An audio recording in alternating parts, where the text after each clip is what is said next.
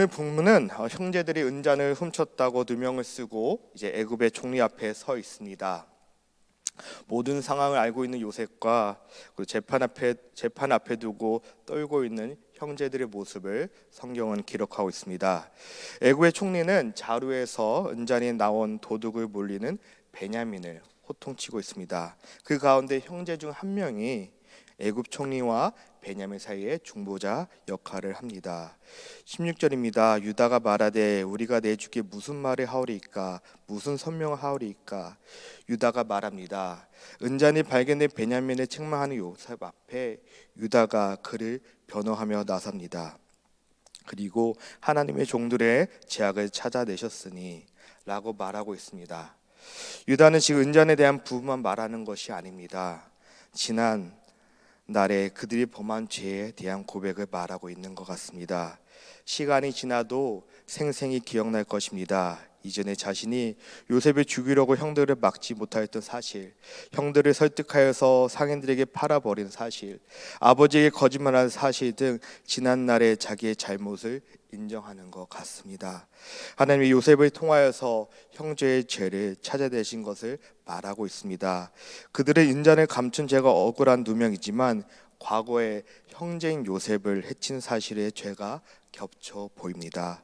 어쩌면 그들은 은잔을 훔쳤다고 인정하기보다는 과거에 지었던 죄를 인정하는 것 같습니다. 이처럼 하나님께서는 회개하지 아니한 죄를 반드시 물으십니다. 그 전에 우리가 주님께 우리의 죄를 회개해야 할 줄 믿습니다.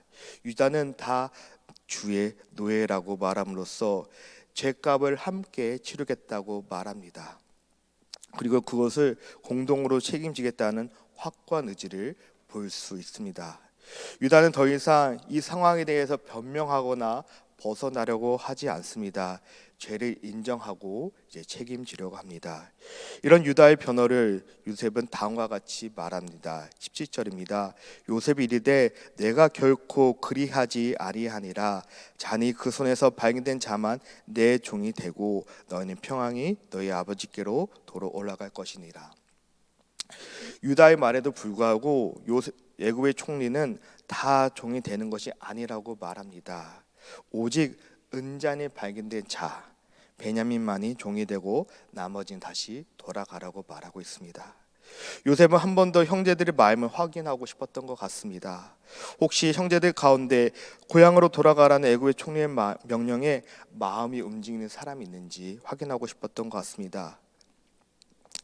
애굽 총리의 말을 들은 유다는 총리 앞에 두렵고 떨리는 마음으로 상황을 설명합니다. 유다는 아버지와 베냐민과의 관계가 어떠했는지, 애굽에 어떠한 마음으로 베냐민이 데려왔고 어떤 어려움이 있었는지, 만약에 베냐민이 다시 아버지 품으로 돌아가지 못하면 어떠한 비극이 찾아올 건지를 설명하고 있습니다.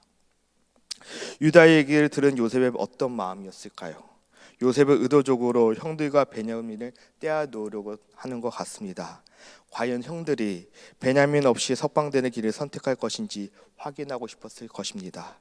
요셉이 자신이 겪었던 예전의 상황 가운데 기억하면서 여전히 아버지에게 사랑받고 있던 베냐민이 나머지 형들과 갈등이 없는지 확인하고 싶었던 것 같습니다. 그들의 마음의 중심을 보고 싶었던 것 같습니다. 형제들이 다시 예전처럼 행동할 것인지 아니면 그동안 어떠한 변화가 있어서 이들이 새 사람이 되었는지 시험하고 있는 것 같습니다. 그런 마음으로 바라본 요셉이 유다의 말을 들으면서 요셉은 이전에 알고 지낸 형제의 모습이 아니라는 것을 느꼈을 것입니다. 그리고 자기가 계획한 것을 통해서 그렇게 확인하고 싶었던 형제의 사랑을 알 수 있었을 것입니다. 그런 요셉의 의중을 모르고 유다는 동생을 그리고 자신들이 처한 상황을 변호를 마무리합니다. 그리고 거기서 멈추는 것이 아니라 다음과 같이 말합니다. 33절입니다. 이제 주의 종으로 그 아이를 대신하여 머물러 있어 내 종이 종이 되게 하시고 그 아이는 그의 형제들과 함께 올려 보내소서. 자신이 어떻게 하여서 베냐민을 데리고 왔는지 말한 후에 베냐민을 대신해서 자기가 종이 되겠다고 말하고 있습니다. 비록 자신이 종이 되지만 베냐민만큼은 꼭 형제들과 함께 아버지 품으로 보내달라는 간절한 요청입니다. 이것을 통하여서 무엇을 알 수 있습니까? 유다의 말에는 이기적인 발언이 없습니다. 오로지 아버지에 대한 관점만 가지고 바라보면서 말하고 있습니다. 오직 베냐민의 생명을 보호하기 위해서 자신의 생명도 포기할 희생적인 각오를 하고 있는 것입니다. 노년에 살아가는 아들 베냐민을 그리워하며 피통에 잠겨 있을 아버지 야곱을 생각하니 유다는 견딜 수 없는 것입니다. 유다의 영설을 듣고 있는 요셉의 마음은 어떠했을까요? 요셉은 이제 자신을 팔아 넘겼던 과거의 형들이 아님을 확신하였습니다. 아버지 야곱의 편애로 요셉 미워했던 형들의 모습 이제는 더 이상 볼 수 없었습니다. 유다의 행위는 이 문제를 해결하기 위한 중보자였으며 동생을 사랑해서 아버지를 사랑해서 보여준 희생적인 헌신이었습니다. 유다가 어떤 사람이었습니까? 가나안 여인과 결혼한 사람이었고 타락한 가정이었고 그리고 며느리 다말과 불륜을 가졌던 유다이지 않았습니까? 그런데 지금 성숙하고 변한 유다의 모습은 성경은 기록하고 있습니다. 말씀을 마무리합니다. 오늘의 본문은 유다의 모습에서 예수님의 모습이 자꾸 보입니다.